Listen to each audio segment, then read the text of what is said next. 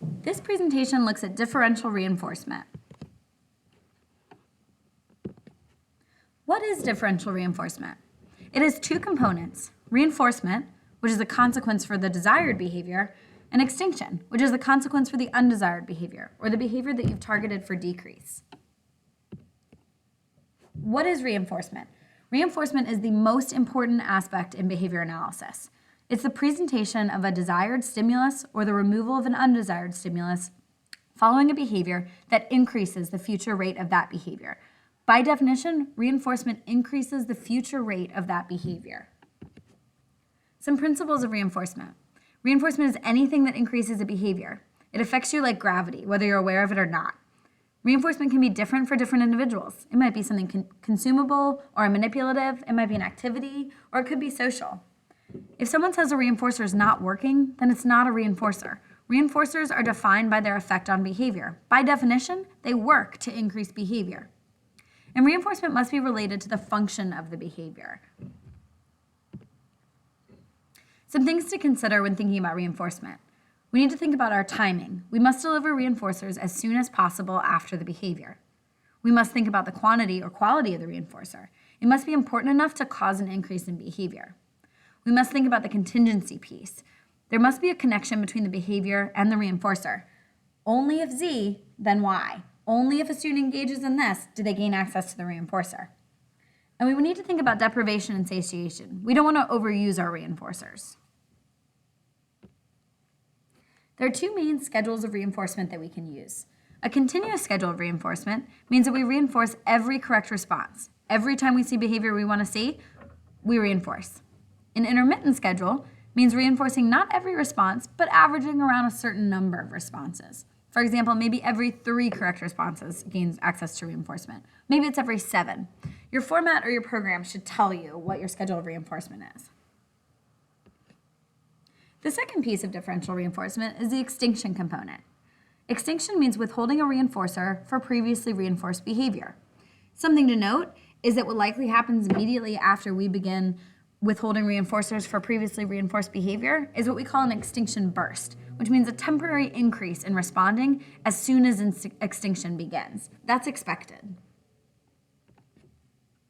When we think about the effect on behavior or repertoire, to establish a behavior, we need to use a continuous schedule of reinforcement. If this is a new behavior, something we want to start seeing the student do, we need to continuously reinforce their engagement in that behavior. If we want to strengthen a behavior, so something that maybe they've done a few times, they're not really super used to, we want to use intermittent reinforcement. We want to make sure that we are reinforcing not every single correct response, but maybe every 3, maybe every 7. And if we want to weaken a behavior, we need to withhold reinforcement or engage in extinction procedures. Let's do some active student responding. Continuous reinforcement is used to strengthen behavior. True or false? That's tricky, but if you guessed false, you're correct. Continuous reinforcement is used to establish a new behavior. Intermittent reinforcement is used to strengthen behavior.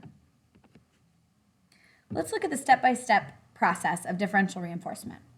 First, we need to identify the problem behavior. Second, we need to withhold reinforcement when that behavior occurs. Third, we need to identify behavior we want to see occur. Fourth, we need to provide opportunities for the learner to engage in the desired behavior. And fifth, we need to provide reinforcement each time a desired behavior occurs. Let's think about step number 2, that replacement behavior. We want to identify functionally equivalent replacement behavior. In other words, what could he or she do to achieve the same result? We want to provide the same level of reinforcement for the desired behavior as the child was receiving for the undesirable behavior. And we want to ask ourselves, is the replacement behavior effective and efficient for the student to use? Efficiency looks at combined effects of physical effort, number of times a student must perform the behavior, and a time delay before reinforcement. It must be more effective and more efficient to engage in the preferred behavior than the problem behavior. The key to effective reduction of problem behaviors is effective instruction of new behaviors. Let's think about some of our functions of behavior. If our function is escape, some antecedent interventions could be scheduled breaks for the student, using high probability requests or things that they're used to being able to do, or increasing the demand difficulty gradually as opposed to quickly. Behaviors we might want to reinforce. Maybe we teach them to request a break, and then we reinforce requesting a break. We could also reinforce appropriate task completion. In terms of extinction, we don't want to let the child escape from a task while engaging in the challenging behavior. So for example, if every time Susie's given a math worksheet, she falls on the ground and screams, what we can do ahead of time, or our antecedent interventions, are that we can provide scheduled breaks to her. So we could say to Susie, hey, every 3 minutes, you go ahead and get a break. You don't need to fall on the floor and scream. You can have a break every 3 minutes. We want to reinforce if she asks for a break. So if she says, I need a break, or this math worksheet is too difficult for me, we want to make sure we're reinforcing those behaviors. And we want to make sure that we're putting on extinction the behaviors that we don't want to keep seeing. So the falling on the ground and the screaming, we don't want to remove the worksheet from her at that point because that's reinforcing the falling on the ground and screaming. Instead, we want to keep the worksheet there on the table.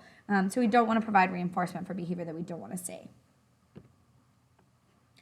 If the function of behavior is attention, some antecedent interventions could be increasing attention available in the environment or making peer attention more valuable to the learner. We want to reinforce appropriate ways to get attention. Reinforcement for other appropriate behavior, other things that someone could do to gain attention. And in terms of extinction, we want to institute some planned ignoring for the behavior we don't want to continue to see. So let's say that Johnny screams at the top of his lungs when he wants some attention from his teacher. Some antecedent interventions would be to increase the attention available in the environment. Maybe the teacher comes over to Johnny every 6 minutes and tells him he's doing a great job, he's working, she loves what he's doing, ask him about his favorite things. That could happen on a planned schedule. We want to reinforce anything that Johnny does to appropriately gain the attention of the teacher. Maybe it's raising his hand, maybe it's standing up at his table, maybe it's making eye contact with her. And we want to put on extinction what he does that's inappropriate. So the screaming at the top of the lungs should no longer gain the teacher's attention. If the function of the student's behavior is to gain access to a tangible item or object, we want to have choices available to them and enrich the environment. We want to make sure that we're reinforcing appropriate requesting for the tangible items. We also want to reinforce waiting. You don't always get what you want immediately. Sharing and turn-taking with peers. And we want to put on extinction the behavior that this child is engaging in to gain access to the tangible that isn't appropriate. So maybe climbing up on top of the shelf. In terms of automatic or sensory maintained behavior, we want to enrich the environment and increase the student's toy play repertoire. The idea being that if he or she has lots of fun items and activities that are age appropriate to engage with in their environment, then some of those behaviors to gain access to some sensory reinforcement maybe won't occur as often. We want to find behavior that gives the same sensory input to the student and teach them to play. And then we also want to put on extinction some of this automatic or sensory maintained behavior. So perhaps if a student likes to flick on and off a light switch, then we want to make sure that we're providing them with an appropriate way of doing that and reinforcing that. Let's do some active student responding. Susie cries every time Mr. Jones walks away from her desk. When she cries, Mr. Jones walks back over and asks her, "What's wrong, Susie?" What may be the function of Susie's crying? And what replacement behavior could you teach her? I'll give you a minute to jot down your answer.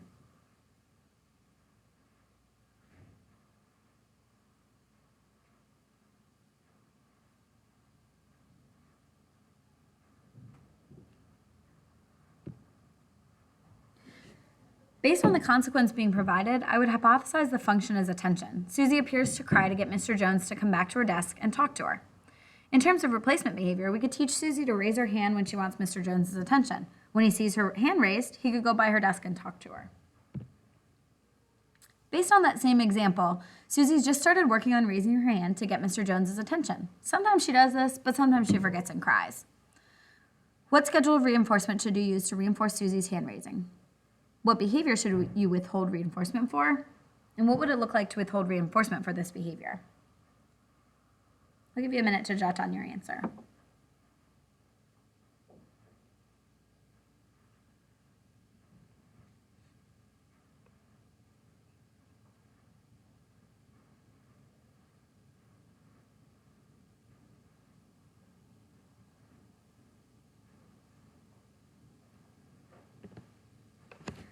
Since hand raising is a relatively new behavior, we want to use a continuous schedule of reinforcement to help establish the behavior. What should we withhold reinforcement for? Since Susie now has a replacement behavior, you should withhold reinforcement for crying.